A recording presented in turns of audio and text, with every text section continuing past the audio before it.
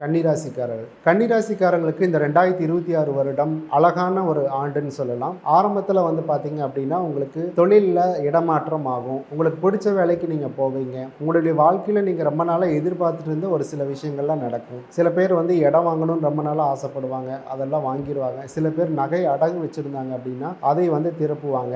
அம்மாவுக்கும் உங்களுக்கு ஏதாவது சங்கடங்கள் பிரச்சனைகள் இருந்ததுன்னா, இல்லை அவங்களுக்கு ஏதாவது உடல்நலக் கோளாறு இருந்துச்சு அப்படின்னா அது எல்லாமே சரியாகும். உங்களுக்கு கன்னிராசிக்காரர்கள் பார்த்தீங்கன்னா கடன் சுமையால் வாடிட்டு இருந்தவங்க எல்லாத்துக்கும் இந்த வருடம் பழைய கடன் அடைஞ்சு புது கடன் கிடைக்கும். அதிக வட்டியில் கடன் வாங்கியிருந்தீங்கன்னா அந்த கடன்லாம் அடைபட்டு அதை அடைக்கிறதுக்கு குறைஞ்ச வட்டியில் உள்ள கடன் கிடைச்சி ஒரு நிம்மதியான ஒரு காலம் ஏற்படக்கூடிய காலகட்டமாக இருக்குது. கன்னிராசிக்காரர்கள் பார்த்தீங்கன்னா பொதுவாகவே கலகலப்பாக இருப்பாங்க.